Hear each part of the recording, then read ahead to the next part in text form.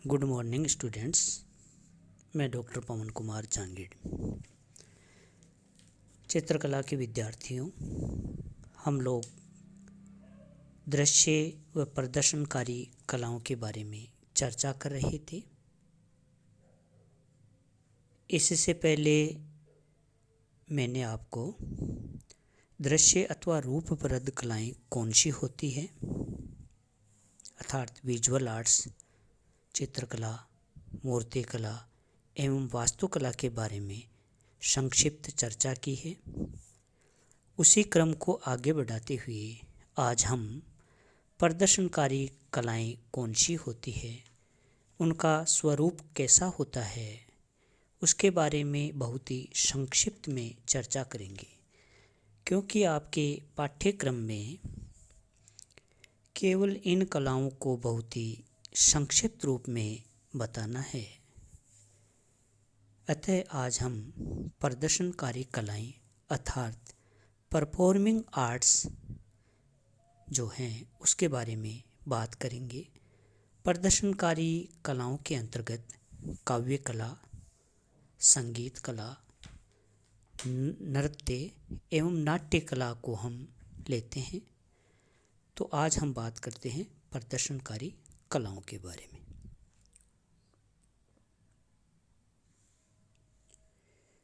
ये वे कलाएं हैं जिन्हें दर्शकों के सम्मुख अभिनीत किया जाता है, यानी अभिनय किया जाता है। इसके अंतर्गत काव्य, संगीत अर्थात अर्थात गायन एवं वादन, नृत्य व नाट्य कलाएं शामिल हैं। इन कलाओं को आरंभ से अंत तक ताल व लय के साथ प्रस्तुत किया जाता है। ये जो कलाएं मैंने बताई है, काव्य, संगीत जिसके अंतर्गत गायन एवं वादन, नृत्य व नाट्य, इन कलाओं में ताल व लय के साथ इन कलाओं को प्रस्तुत किया जाता है। तो सबसे पहले हम लेते हैं काव्य कला को। समस्त ललित कलाओं में इसे सर्वोत्तम स्थान दिया गया है। ये भौतिक उपकरणों से पूर्णतः मुक्त है। कौन सी कला? काव्य कला। काव्य का वास्तविक आधार है शब्द। क्या है? शब्द। भारतीय शास्त्रों में इसे शब्द ब्रह्मवाद के नाम से अभिहित किया गया है। शब्दों के संयोग से भाषा का निर्माण होता है और भाषा की साधना ही काव्य को जन्म देती है। भारतीय परंपरा में काव्य के घटक तत्व हैं शब्द और अर्थ। क्या है? शब्द और अर्थ, जो कि भिन्न भिन्न होकर एक ही वस्तु के दो अंग हैं। इसके बारे में भर्तृहरि ने कहा, एक ही आत्मा के भेद शब्द और अर्थ अपृथक होकर स्थित हैं। काव्य शास्त्र में शब्दों को वाचक, लक्षण और व्यंजक माना गया है तथा अर्थ को वाच्य, लक्ष्य और व्यंग्य माना गया है। इस प्रकार ये काव्य कला है। वस्तुतः शब्द में एक से अधिक शक्तियाँ होती हैं, जिसके माध्यम से एक ही शब्द अनेक अर्थों की उत्पत्ति करा सकता है। इस दृष्टिकोण से शब्द भाव, प्रत्यय या विचार के लिए स्वीकृत प्रतीत हैं। इस प्रकार अभिधा, लक्षणा और व्यंजना को भारतीय आचार्यों ने शब्द की त्रिविधा शक्तियाँ माना है। भारतीय परंपरा में काव्य के अखंड आस्वादन का ही प्रतिपादन किया गया है। काव्य का अपना कलात्मक वैशिष्ट्य होता है और उसका विवेचन, विश्लेषण भी यथेष्ट रूप में हुआ है। आनंदवर्धन के अनुसार कवि का उद्देश्य सहृदय को आह्लाद प्रदान करना होता है और वह अपने इस उद्देश्य की पूर्ति सौंदर्य निर्मित से करता है। इस प्रयोजन सिद्धि के लिए कवि भाषा का सहारा लेते हैं और उसके माध्यम से ही काव्य सत्य का निर्माण करता है। कविता अनिवार्यतः प्रत्यक्ष की जाती है और प्रत्यक्ष ज्ञान सशक्त अनुभूति है। कवि शब्दों के द्वारा काव्यात्मक तत्वों की निर्मित करता है। काव्यात्मक तत्व वे हैं जिन्हें वह सजाता है, संतुलित करता है, विस्तारित करता है, प्रगाढ़ बनाता है अथवा सीमाबद्ध करता है। कविता निर्मिति के विधान तर्कशास्त्र के विधान से भिन्न होते हैं। वस्तुतः वे कल्पना के विधान होते हैं। कवि जो शब्द लिखता है उसका उद्देश्य कलात्मक व मौलिक आभास निर्मित करना और यथार्थ बिंब को विकसित करना होता है, जिससे वह पाठक अथवा श्रोता को उसमें बांध सके। इस प्रकार यह जो काव्य कला है वह है जो प्रदर्शनकारी कलाओं के अंतर्गत आती है। अब काव्य कला के बाद में हम बात करते हैं संगीत कला की, अर्थात म्यूजिक। सम्यक गीत को संगीत कहते हैं। समजोड़ गीत, सम्यक गीत को संगीत कहते हैं। गीत और वाद्य, गायन प्लस वादन की अन्विति ही संगीत है। वह गीत और वाद्य के अभिन्न शास्त्रीय का ज्ञापन भी है। भारतीय शास्त्रों में संगीत कला को नाद ब्रह्मवाद के नाम से अभिहित किया गया है। संगीत का माध्यम नाद है। नाद से ही उसकी सृष्टि होती है, परंतु केवल नाद से ही संगीत की उत्पत्ति नहीं हो सकती, वरन गीत और वाद्य के साथ उसका घनिष्ठ संबंध है।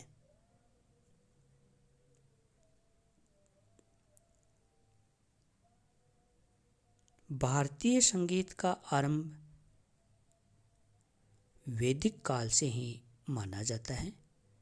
ऋग्वेद के सांख्यायन ब्राह्मण के अनुसार नृत्य, गीत और वाद्य तीनों शिल्पों का अभिन्न साहचर्य है। यजुर्वेद में वैदिक स्वरों की संज्ञा उदात्त, अनुदात्त और स्वरित के रूप में दी गई है। कुछ विद्वानों का मत है कि सामवेद के स्वरों को ही भरत और शारंगदेव ने अपने षड्ज ग्राम के शुद्ध स्वरूप, शुद्ध स्वर माना है। भरत पद्धति के अनुसार षड्ज, ऋषभ और धैवत में 3-3 श्रुतियाँ और गांधार तथा निषाद में 2-2 श्रुतियाँ होती है। कई श्रुतियों के योग से एक स्वर बनता है और स्वरों के समूह को ग्राम कहते हैं। ग्राम में 7 से अधिक स्वर भी रह सकते हैं। भारतीय पद्धति में क्रमशः षड्ज, ऋषभ, गांधार, मध्यम, पंचम, धैवत, निषाद और तार षड्ज या सांकेतिक रूप से सा, रे, गा, म, प, ध, नि, स कहते हैं। ये जो संगीत का है, आपने कई फिल्मों में इसको देखा होगे, सा रे गा मा पा धा नि क। ये जो है ये संगीत की एक ताल है, स्वर है। भारतीय परंपरा अनुसार संगीत रत्नाकर की गायकी ही भारतीय संगीत की गायकी है।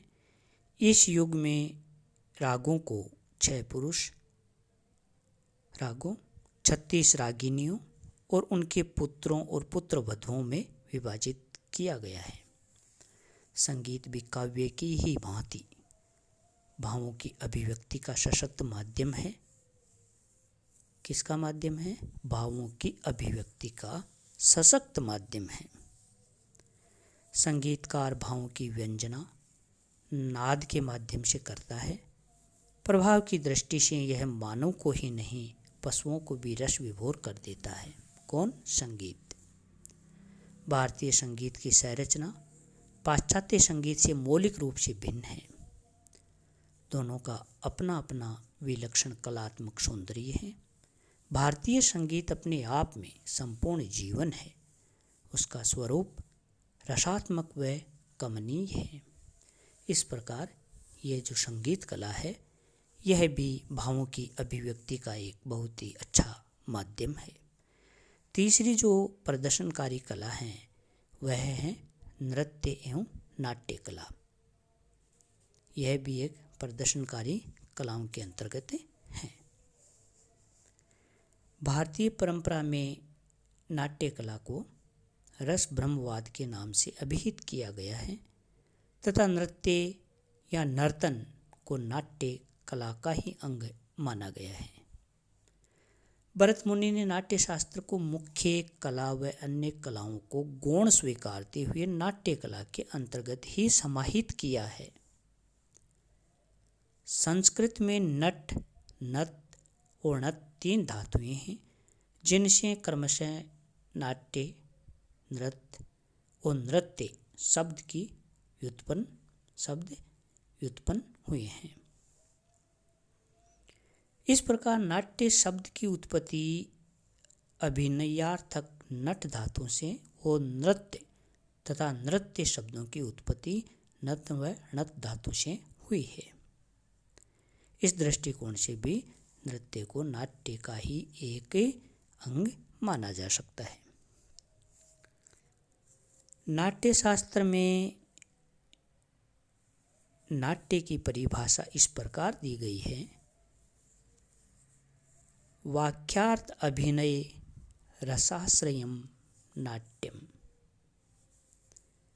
वाक्यार्थ अभिनय रसाश्रयम् नाट्यम अर्थात नाट्य में वाक्यार्थ की प्रतीति अभिनय के माध्यम से होती है और रसोद्रेक भी उसी के माध्यम से होता है।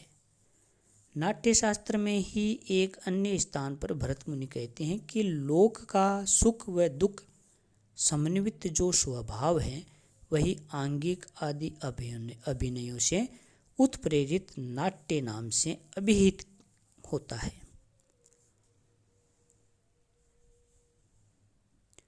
अभिनय दर्पण में कहा गया है कि नृत्य को गीत, अभिनय, भाव और ताल से समन्वित होना चाहिए।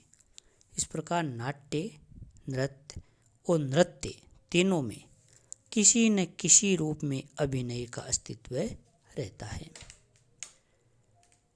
भरत मुनि के अनुसार नर्तक या नर्तकी की वय के अनुरूप ही वेश होना चाहिए, अर्थात वेशभूषा होनी चाहिए। वेश के अनुरूप गति प्रचार के अनुरूप पाठ्य होना चाहिए। अभिनय 4 प्रकार के होते हैं: आंगिक अर्थात अंग प्रत्यंग और उपांगों द्वारा प्रदर्शित, वाचिक अर्थात वाणी द्वारा प्रदर्शित, आहार्य अर्थात हार, केयूर और वेश आदि से अलंकृत, और सात्विक भावों के माध्यम से प्रदर्शित जो होता है। इस प्रकार अभिनय के 4 प्रकार होते हैं: आंगिक, वाचिक, आहार्य, सात्विक। भरत मुनि के नाट्य शास्त्र में नृत्य कला का भी विस्तार से वर्णन किया गया है। नाट्य में अभिनय का विशेष महत्व है और नृत्य भी अभिनयात्मक ही होता है और नृत्य योग्य होने पर ही नाटक संप्रेषणीय हो सकता है। नृत्य में 5 क्रियाएं प्रमुख मानी जाती हैं: स्थान, चारी, कर्ण, अंगकार और रेचक। स्थान, चारी तथा नृत्य हस्त से नृत्य की आरंभिक भंगिमा बनती है। ये तीनों नृत्य की मूल भंगिमाएं हैं।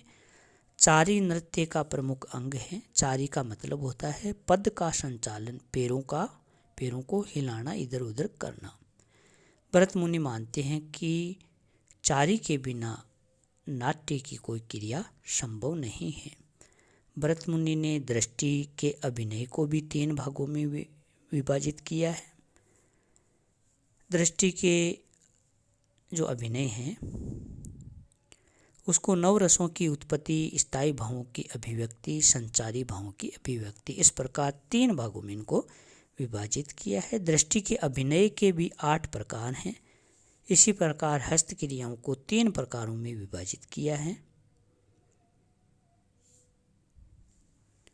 नृत्य के मुख्यतः 2 भेद किए जाते हैं, तांडव व लास्य।